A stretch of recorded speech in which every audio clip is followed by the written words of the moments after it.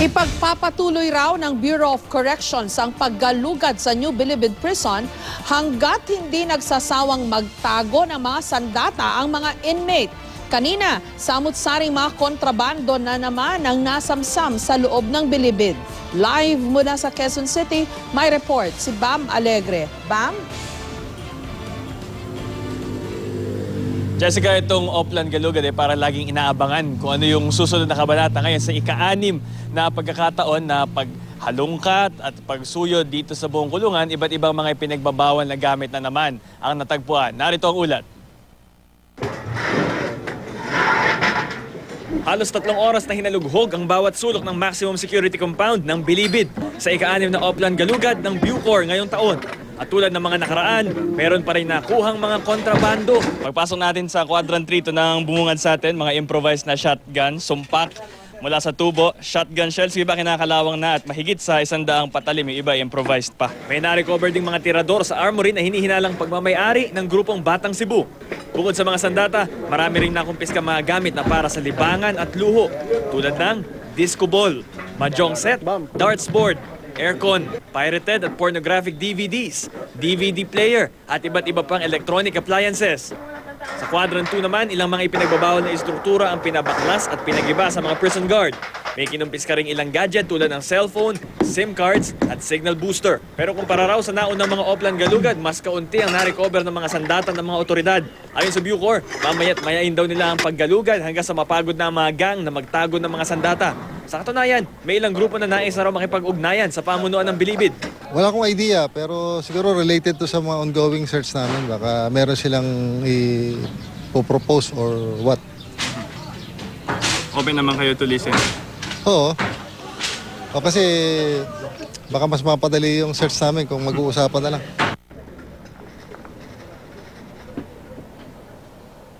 Jessica, regarding naman dun kay Joseph Scott Pemberton sa Bilibid, hindi naman daw nila inaasahan ng mga pamunuan ng Bilibid na magstay sa kanila si Pemberton. Pero kung sakali daw, nakahanda silang, ang step daw idadalhin siya doon sa RDC na tinatawag o yung Reception and Diagnostic Center for 60 days. Balik sa'yo, Jessica. Alam mo, medyo extreme itong proposal na ito.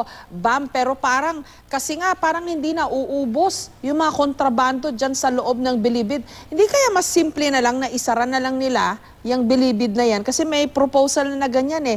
Ilipat na lang lahat ng mga preso sa ibang Bilibid.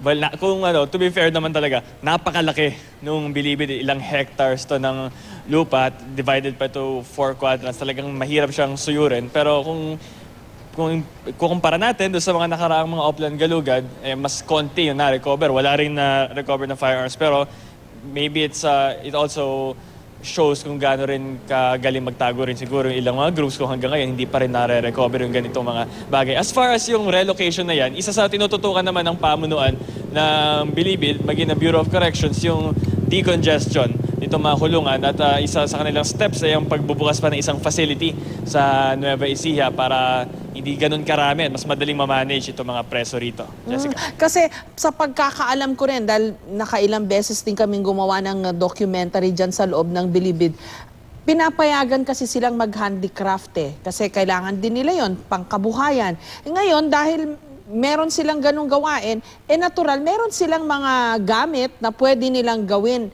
into weapons, no? Bukod pa dyan dun sa mga ini-smuggled nga, kasi may nabasa ako na parang may proposal pa ngayon na taasan pa yung bakod ng Bilibid dahil baka raw na itatapon lang o na ihahagis lang yung kanilang mga armas dun sa bakod. Kaya lang sa pagkakaalam ko rin, ang taas-taas na ng bakod ng Bilibid Yes, Jessica, mataas yung bakod. Ngayon, may mga iba't ibang pagtutok dyan yung mga otoridad. Regarding dito sa areas for handicraft and different livelihood, talagang yun yung tinatawag nilang common area. At karamihan ng mga nare-recover, doon nakikita. At hindi nila ma-pinpoint kung kaninong particular na tao yan o grupo dahil siyempre, iba't ibang tao yung nakakarating doon. From our experience, nung 5th Oplan Galugad, yung mga sandata doon nakabaon sa mga lupa na supposedly pagtataniman ng halaman, iba pala yung itinanim. Doon naman sa mga bakod, isa rin tinitingnan na teorya na nakakalusot yung mga kontrabando, binabato nga doon. No? Kahit gano'ng kataas naman, kung mas mataas yung bato, aabot naman. So ang nakikitang solution dyan, maglalagay sila ng CCTV sa loob at labas ng kulungan at magiging part na rin ng Oplan Galuga din. Hindi lang yung mismong maximum security compound, kundi magiging yung mga nearby areas. Magiging yung mga informal settlers doon sa gilid ng kulungan, Jessica. Kasi dun nga sa video na pinapakita mo, Bam, abay, may tangke nga ng gasol eh. 'Di ba? Ibig sabihin, meron kasi silang rancho. Ito yung supplied ng Bilibid na pagkain. Kaya lang, yung iba may means, so nakakapagluto. In fact, sa loob nga ng Bilibid dati, ewan ko kung hanggang ngayon may talipa pa eh.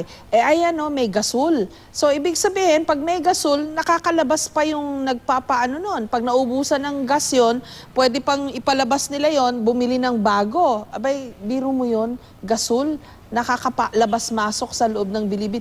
Ang komplikado kasi ng isyong ito dahil minsan may nakapagsabi sa akin na for the longest time, ang naghahari daw kasi talaga dyan sa loob ng Bilibid, yung mga inmates mismo.